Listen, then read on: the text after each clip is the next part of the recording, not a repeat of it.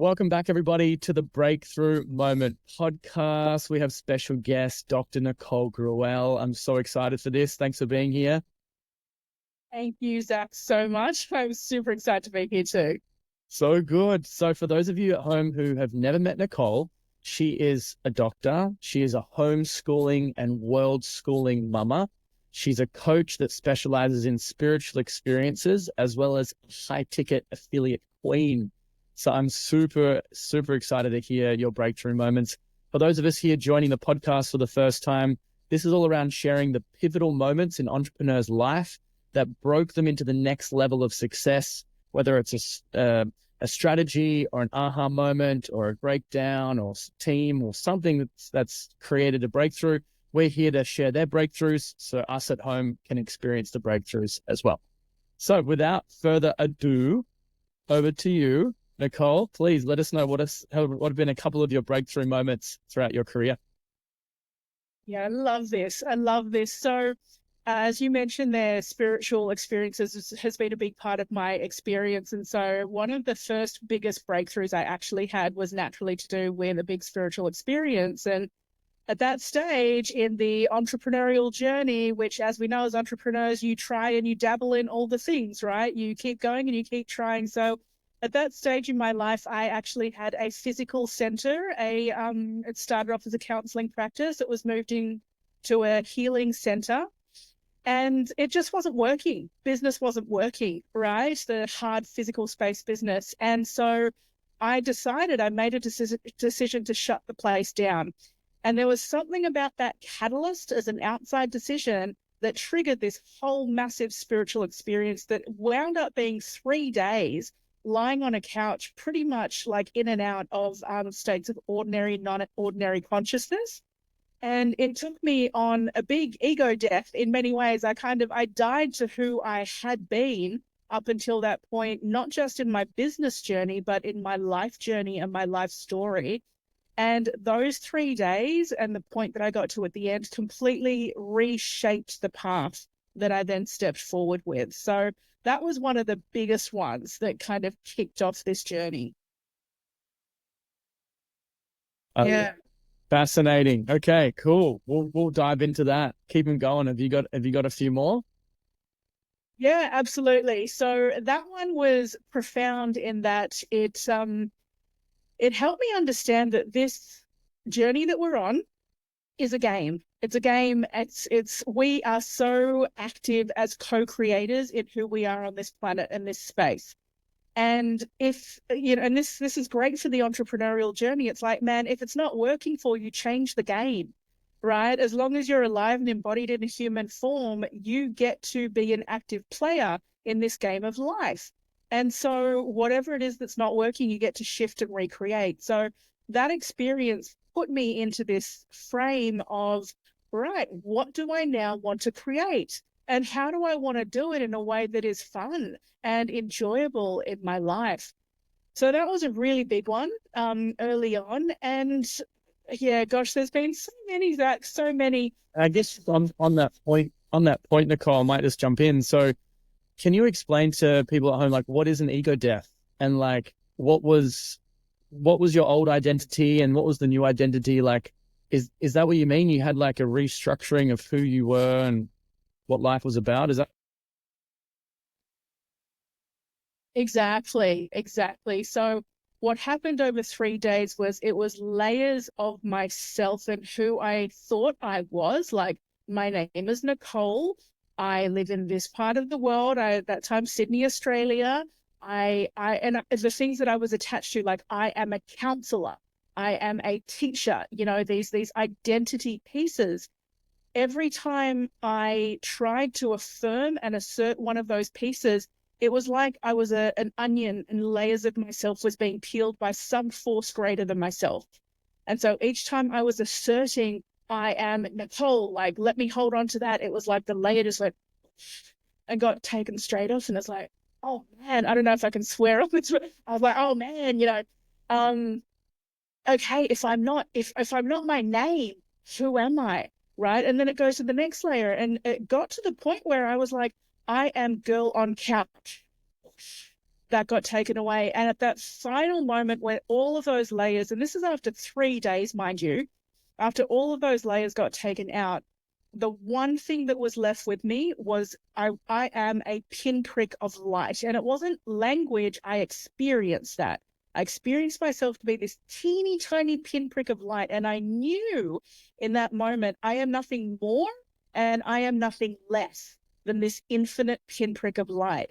And that's when the understanding came of, I'm not my name, I'm not my title, I'm not my where I live or who I tell others I am, or even my roles in my life as, daughter, partner, lover, whatever all of those things are, right? That we all, right? We all have these identities for ourselves. And we get taught that in life, right? To have these roles that we play and climb the ladder in certain ways. And so we then associate these titles with who we are. And so when all of that is stripped back, that's what the moment was. It's like, no, you're none of these things.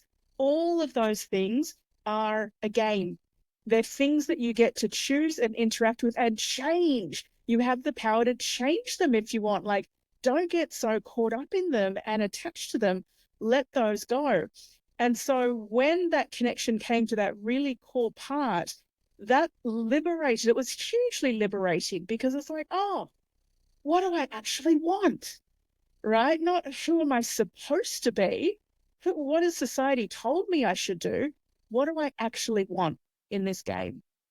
So that was the death in that way of like the death of who I thought I had been, and now a birthing into, oh, what do I want to be? Yeah. Wow. Wow. So was that like you said your business closed down, or was there some kind of other catalyst, or was it just a business, or how did that? Yeah, there was the business, and there was also like it's a lot. I ended up writing a book on this. I mean, it's a long story, but I also had some physical things that were going on. It's as a woman, it's to do with my monthly cycles, and so, but it was just way more intense this time. And so I think it was many factors around me, both environmentally and psychologically and spiritually, that had been happening that just brought it to this perfect moment of breakdown and breakthrough in my life. Yeah. Yes. Okay. And on that, that's such a great point, is that I say that, this is the Breakthrough Moment podcast, but some people get stuck in the breakdown for too long. And so there's entrepreneurs out there and business owners who might be going through a bit of a breakdown right now, and maybe a bit of an ego death and a shift. What advice do you have for them who are moving through that? Oh, it's hard, isn't it? It's so hard. I get it. I send you big love and hugs. And you know what? I'm also not going to tell you to take your foot off the accelerator. When we're going through a breakdown, sometimes we just have to go through that breakdown. And as painful and awful as it is, it has come about. Like the breakthrough is not the breakdown is not the catalyst. The breakdown is a result of a number of different things over a long period of time that have not quite been going well or in full alignment with where we are and what we ought to be doing and what is in our highest good and also our highest service on this planet, right? So when a breakdown comes, as awful as that can be, we can lose people close to us. We could lose everything. Some people have to really have a knees on the ground moment, right? And I hope for your listeners out there that it doesn't have to be that bad for you, but let's be honest, sometimes it gets that bad. And so I would say, don't run away from it. Be curious about it. Be curious about it. And it's tempting when something's really painful in our life to disengage. Like, we emotionally disconnect. Maybe you go into drugs or alcohol, or, people have these vices, right? And so as soon as something painful comes up, if we don't have some support in our lives or tools or strategies to be with it and journey with it, you don't have to like be a victim to it, and you don't have to go flagellating yourself and, making it even worse than it has to be. but to just be with it and tolerate it enough, knowing that you are that caterpillar that is totally broken down into mush right now. And you have to be reconfigured before you get to emerge on the other side as the butterfly, right? There's a natural process that happens. And, you know, we see it in nature. And so we understand it when we see it in nature and we're like, oh, it makes sense. But it can feel very strange and discombobulating when it happens in our psycho-spiritual emotional world, right? Because then we feel like I've got nothing to hold on to anymore. And yet, if we can trust, and this is where support is important, having at least like an open ear somewhere around you or someone who doesn't think you're completely nuts, where you have at least one safe space to go through your process, then you have the ability to shift to something different without knowing yet what that's going to be, but trusting that it's going to be okay and it's going to work out. Yeah. Great pearls of wisdom there. Fantastic. I'm sure there's a few people out there that needed that today. So very, very important. Yeah, that's kind of self-care piece as well, and looking after ourselves, but knowing the tension in that, not maybe overdoing it with maybe sharing it with the wrong person, as you said, have that safety net on those people, the things around you. Super, super important. Yeah. Now, you mentioned you've had a few breakthrough moments. So what are some others? Yeah. So another one I guess I'll share is much more recent in the journey. And, you know, I love preparing for this interview because Zach, it really helped me get quite reflective on some key moments where it was breakdown to breakthrough. And so a more recent one that happened was so from that last experience, I went from having a physical center to then shifting into the online coaching space. The next one, which was far more recent, so let's fast forward 10 years now, was actually the breakdown of my online coaching service, right? And I'd had a nice run there and given this my all in my soul, my spirit, and I loved being of service in that way. I got a PhD in the area. Like I really deep dived into it to be of service. And I spent tens of thousands of dollars in, bettering myself as a coach in the business tools, in you name it, I did it, whether it's writing the books, whether it's doing the scaling courses, the launches, all of the things, right, as we do as entrepreneurs. So that 10 years was this huge growth container, but I had this, and again, this is where the pressure cooker thing was happening, right? I'd been doing it for quite some time, but it was getting to that point in my life where the pressures and the pieces weren't in alignment now in the best way for where I truly now wanted to go, whatever that next place was. And I didn't actually quite know, other than I now had 2 young children with me. When business was good, it was great. But when business wasn't good, it wasn't there. And the coaching world is a bit of feast and famine. It goes up and it goes down, and it's quite inconsistent. And there's a lot of energy that's involved in certain pockets. And so I had done this enough through enough cycles now to know that this was not sustainable, particularly now as a homeschooling, world schooling mother of 2 young children. My priorities have shifted. I now understood much more than when I was in my 20s and I was backpacking around and traveling and doing all, like what you're doing, Zach, all the wonderful things in the world, traveling and going to these great locations. My priorities had shifted. I was like, no, I've done that. And I now have these young people with me. And so I have to be very aware of my energies into the future now. And how do I be as present as possible with them as they're growing up now, but also create something that's going to last, not just for me, but for them. So I had a hard conversation with myself, and I realized the vehicle that I was in, that the coaching world, wasn't it. It was never going to give me and tick those boxes of those things. And so it was around that time, and here's the tricky part. I was still throwing spaghetti on the wall because I didn't know any better. I still didn't know what else. I'm like, look, I've done all the things, so I'm just going to have to keep going and keep trying. And surely my next business breakthrough is around the corner. And I'm sure your listeners can relate with this, in the entrepreneurial space. We keep going, don't we? It's like, okay, that area is not working. Find the gap, close the gap. What do I do next? Let's go to the next thing, right? So it just wasn't working anymore. And it was at that time that, I magically saw something else, a different opportunity pop into my world. And this was now the world of high ticket affiliate marketing, which was new to me, completely new to me. And it took me some time to actually even understand, what is this about? Like, how does this whole model even operate? And then so this was, I would think this is the beginning of the breakdown. Yeah.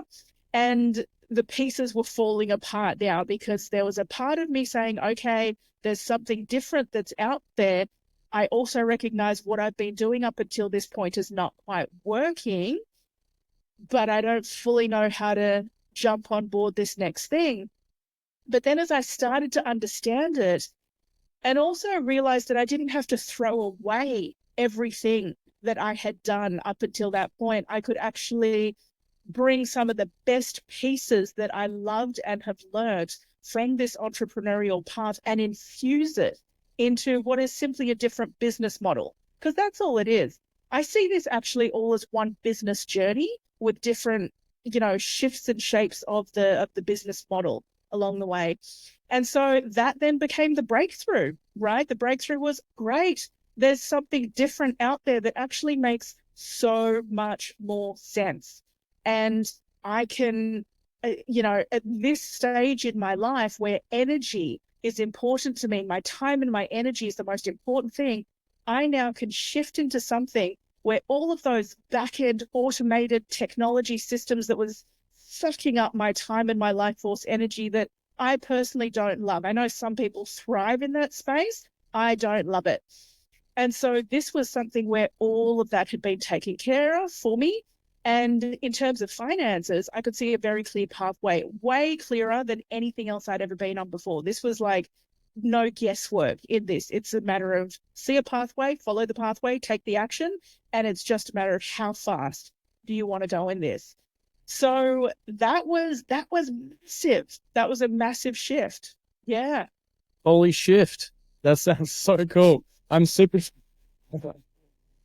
curious. What was the what's the desire, the allure or the benefits of, I guess there might be a lot of coaches that listen to this. Like, what's been the benefit and the advantage or the interest in doing the high ticket affiliate? What's been that desire for you? Like, what's the difference? The beauty is, as a very soul-centered coach, and I'm in love with my clients, the beauty is that all of those pieces that I love about coaching, that is empowering, uplifting, educating people, I get to bring with me. So I get to bring in every time I share, and I do still speak, and I do, contribute in other ways. It's not all about this high ticket business. But I get to infuse that into my team as well. And this is actually a way more profitable way when you're infusing it into a team where you're growing together, as opposed to clients who are going to come in and out of your life. And I've never been the kind of coach that wants someone to be dependent on me for, 3 years. And I'm not about that. I'm like, the fastest you get on your feet, see you later. That's great. But that's also not a great business model, right? When you think of it from a business standpoint of view and finance and income. So the beauty of coaching is there in terms of that aspect. And now having clarity in terms of a financial plan and movement, which again is very unlike the coaching world, where you can create that for yourself. Of course you can. You can create your own plans and implement your plans, but you can't actually guarantee that you're going to get to that end result. Yeah. Whereas in this particular pathway that I've found, and I understand there are many high ticket and many different affiliate pathways and options out there. So they're definitely not all the same, but this one that I have chosen to partner with, there is a super clear pathway, And so I'm just at that stage, Zach, where I want simplicity in my life. Like, I'm done with the complexity. Human life is complex enough. we are complex. My children are complex. Relationship. I want simplicity in my world. So if that can happen in my business life and I just plug and play and get to show up as me and be very authentic, which is what I've been doing all of this time anyway, but in a way that's simply going to be monetized much better, that makes a whole heap of sense. And I would encourage coaches to look around as well, because anytime we jump into an industry, whether it be, the coaching space, the healing space, the whatever kind of entrepreneurial space that you are in, we can become like horses with the blinkers on, right? And that's a beautiful thing insofar as really diving deep and understanding your industry and applying yourself. But it can be a trap if we get too stuck in that and too rigid in that pathway, and we're not looking elsewhere for what is actually working. And so I would invite people to just feel into that for yourself. Whatever the pathway is that you've chosen, how is it working for you? How is it working? And if it is, brilliant, carry on, grow, surround yourself with all of the right people that are winning in your space so that you continue to grow. But if it's not working and you, like me at that stage, of just throwing spaghetti on the wall again and again and hoping and praying and waiting for the next breakthrough and thinking surely it must happen, but then it still doesn't happen, and that can happen for years where you're on that loop, then have a look around, because we are in this incredible time right now where every option, there are so many options available to us to be fully authentic, to show up fully as who we are, and to actually find a pathway that works with us. Like if you just love the digital space and you're so turned on by tech and systems, there's a billion different things that you could do down that way, right? Because we're at an age where we're automating more and more. So people need those systems. If you're the type of person who is the motivator, the educator, right? Great. Then just find the right platform for you. Find the right spaces that can showcase that for you, and let the systems just, lean on the systems, right? But again, you've got to do your homework. You've got to do your homework. So as beautiful as it is that we've got so many options, yeah, it can become a bit overwhelming too, right? To find what it is. And that's where mentors come into the picture now, right? Because if you're one of those people who you're in overwhelm, you're like, yes, I understand, Nicole, there's all these options and I'm looking around, but I don't know which one to choose.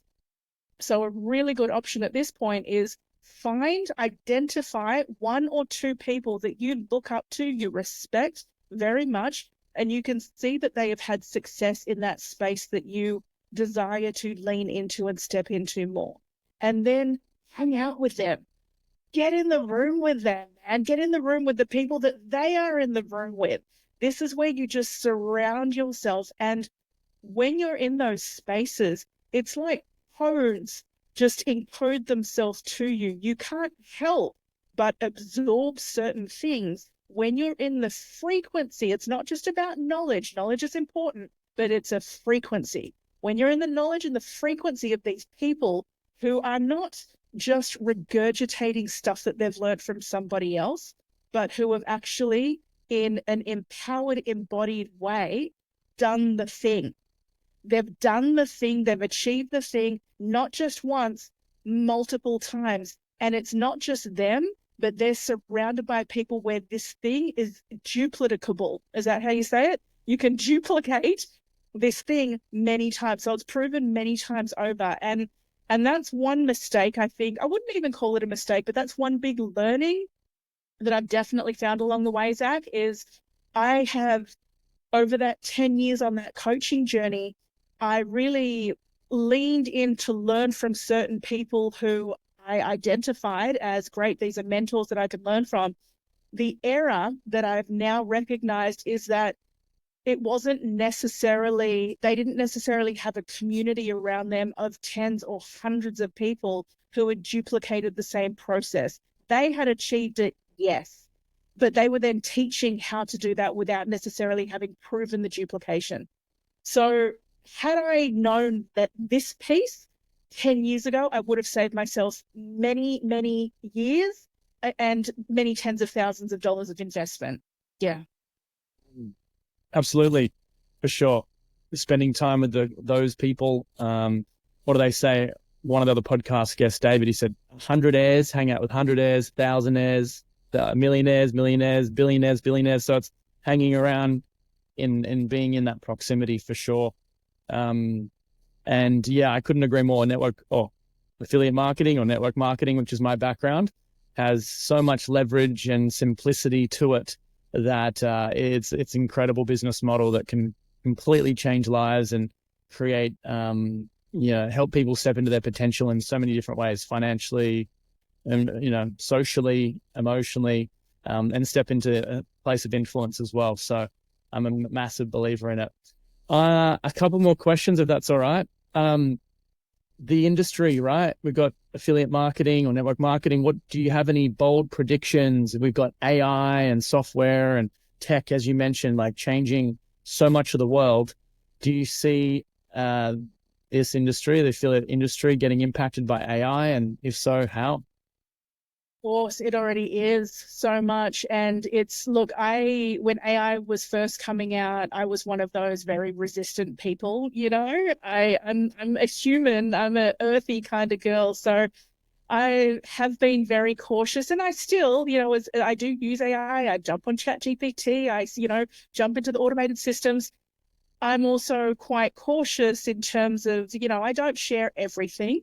And I do have that skeptical piece somewhere in the back of my mind of where is this greater thing, artificial intelligence, going? And I don't necessarily know that I would call it intelligence. I would call it, a very smart system that can plagiarize a whole heap of things in very good ways and very quickly.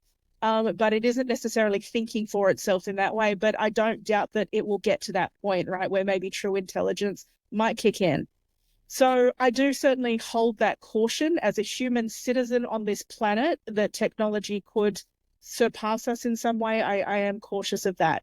Having said that, if you don't jump aboard with the AI boat right now and the way that it is just infusing into the online space, like if you're in the online world and you want to continue to play the game in the online world, it will be very hard to do so if you are completely unwilling to engage the technological AI space, because that's simply the direction it's going. It's moving quickly and systems are just becoming so much more efficient.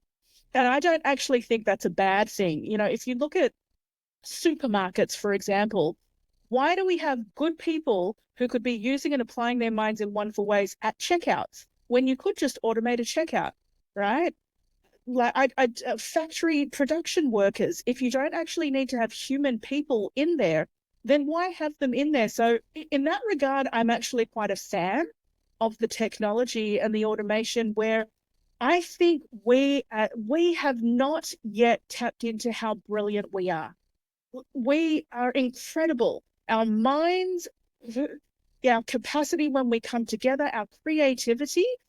And we humans in the modern era have been so dumbed down and dulled down. A lot of it is the school and the education system. And, I think I'm very qualified to have criticisms of the school system, given I went all the way through to a PhD level and I've taught at different stages of the education. So that criticism comes as an insider who has gone very far in that system to say that system truly is not working, and that system does not necessarily make smarter people who can think independently.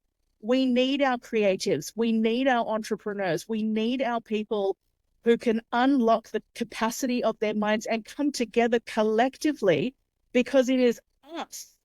When we get together and we uplift heart and spirit and mind, we are just capable of the most phenomenal things. Technology can't touch that with a 10-foot pole, right? Technology has no business dabbling in that area. And so if it means that we can be smart enough to use that technology to take care of the stuff that we don't have to consume ourselves with, because a lot of it's just meaningless, time-wasting stuff, then I think that's a good move, actually. And, and I hear that a lot of people are in fear of it's going to take over our jobs and all the rest. It's like, great, so let's innovate. Let's innovate and actually get really creative with new ways. Who says we need to work a 9 to 5 system? And I know your listeners know this because we're in the entrepreneurial space. Of course we don't, right? So we who are in this conversation have already broken out of levels of that, right? So where this is going is very exciting. We don't quite yet know, but my prediction, if you will, I mean, what I suspect is going to happen is this dance between refining our technology to the point where we automate the unnecessary, and we, get really good at doing that. And it's actually going to push us as a species to get smarter and to switch on about where is our energy now best spent, that we're not doing those other things. And to me, that's very exciting. For sure. For sure. Very interesting perspective. I love that. That's a growth mindset right there. That's a growth mindset for sure. Yeah, that's it. If the technological unemployment through, AI and robots is coming, then let's just get more creative. Like, let's get over it. Just figure it out. Like, so I love that perspective. Um, Looking at the main message you really want to impart in the listeners today, what would be the number one message you'd like to really pass on? Yeah, the most important thing always, I think, particularly in a world of lots of shiny objects and pathways, is know thyself, right? It always comes back to just get back in tune with you and what's important to you and what you truly, truly want, and not who you've been told you should be.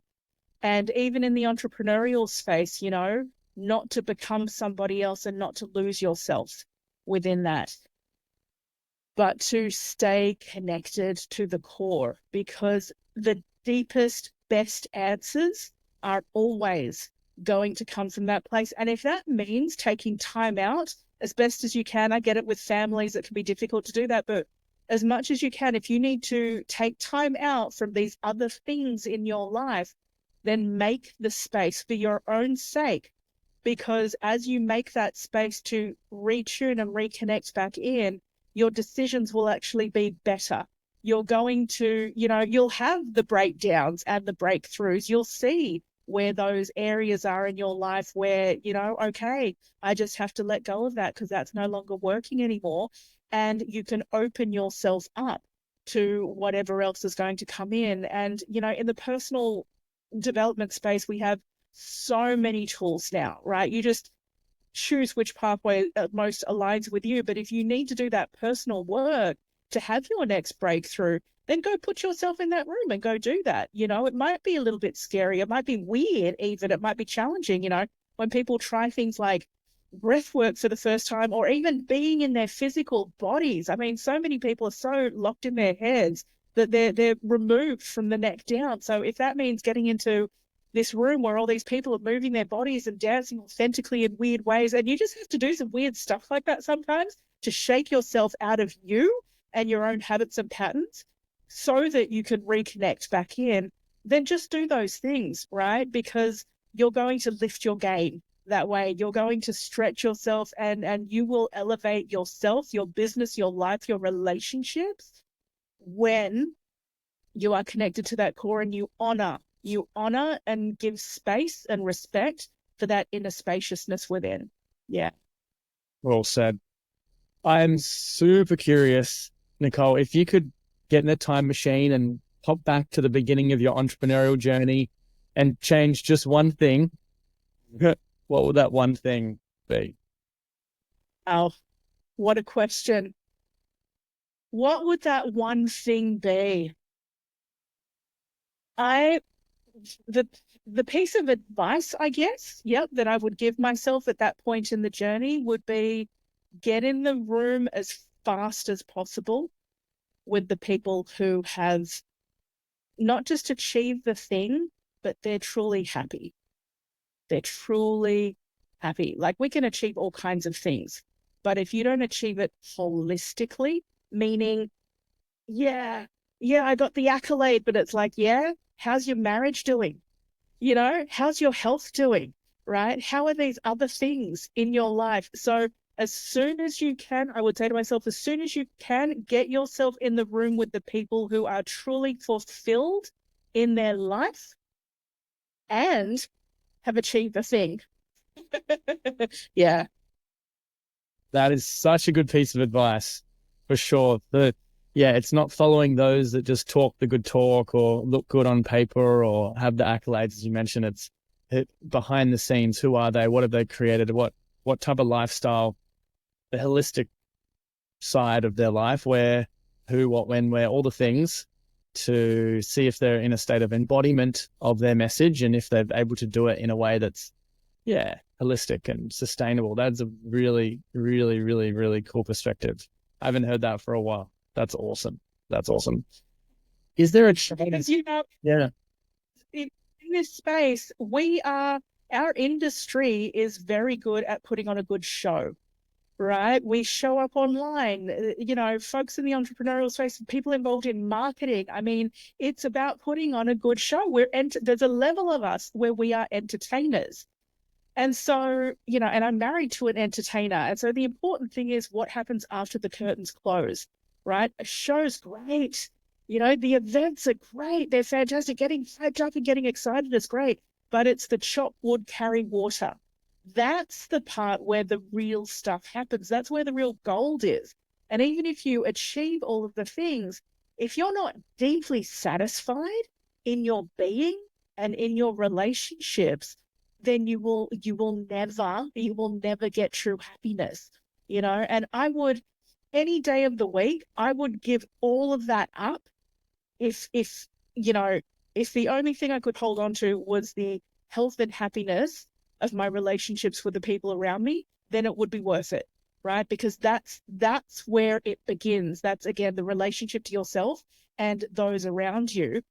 Work on those things. Work on those things and let the energy come from there, because that's when it truly becomes compelling on another level. And it's not then just about showmanship, you know? Yeah. for sure. But what's the quote is that the people that I admire the most are the people that are the same on stage as they are off the stage. And yeah, there's a big difference sometimes, unfortunately. But yeah, it depends on the medium and what they're doing. And if it's an art, you know, it's obviously they're not going to be like Robin Williams, for example, right? What an incredible human being, one of my favorite actors and entertainers, but behind the scenes had massive issues and obviously ended his life. And so, yeah, it just makes you think, like, what is, how do we want to show up? What's the quality of the life, not just the quantity of it or the resources. It's, yeah, the inner resources that we have that should be in balance or in harmony with the outside. So that's super cool. What final challenge would you like to give the audience today? Is there a suggestion, a push, a kind of like, go out there? What challenge would you like to give them today? Here's the challenge for you. So, you know that thing that makes you a bit queasy and a bit uncomfortable, and that maybe you've been putting off in some way, but it's like the elephant in the room? I would say make friends with that thing. Like, it's time. It's time. And the sooner you can sit down for a cup of tea with that elephant in the room, and then it can even be in the quiet room of your own mind. You know, maybe nobody else even knows about this thing, right? But it's you know it. You're aware of it. The sooner we can just meet it and realize it's not some big scary boogeyman, but, you know, it's actually just a part of us that we need to stretch, grow, heal into and move through, then the faster everything else in life is going to shift. Because as much as we might think other people are not aware of that thing, on an energetic level, everyone feels it because it's frequency. And so if that's the area of our life where we have the greatest secrecy, pain, block, like nervousness, whatever that thing is, it's there that we're aware of, and you will name that thing for yourself. Even if it's so quiet in our own mind and we're like, surely, but no one knows about that thing. It's like, yeah, but they feel it somewhere in who you are and how you show up. They feel it. And, because this audience, we're, in that entrepreneurial space, it will show up in your business as well, right? Because that's an extension of who we are. So that would be my challenge to you, is have a cup of tea with the elephant in the room of your own life and just get to know it and thank it for being there, because it's probably a protection mechanism from something that has happened way back in our lives at a time where we needed that protection to come in. But if it's blocking us in some way now, it means it's no longer relevant. It's like a relic in our life that has become a bit outdated. And so we need to honor that thing for the role that it has played, say thank you very much. And I'm choosing in my life now to move on from this. Please help me do that. I know this might sound weird to some of you people, but I guess I've been in that deep inner space for so long when working through the deep stuff in people's inner world. So we often personify these blocks, right? And so you can call on parts of yourself to help you in the next part of your journey, right? Because again, we are infinitely resourceful as human beings. We are infinitely creative. And so thank it, and then get its help and its buy-in to elevating into the next chapter of your life. Yeah. Wow. Beautiful. Right. And then let's how you went with it. How'd you go with your homework? Good. Well, actually, yeah, everyone who's going to do that exercise at home, reach out to Nicole. Nicole, how can everyone get in touch? And I'll obviously put the links around here, but yeah. Yeah, put the links, my socials. I'm Facebook is the place I hang out on the most. I'm still quite a newbie in the world of Insta, but wherever your favorite connect is, either one of those two is fine. That would be the best place to connect with me for sure. Yeah. So good. So good. Wow. That was some powerful philosophies today that you shared that are super powerful for us at home. So really appreciate your time. Thanks for joining us, and we look forward to seeing you soon.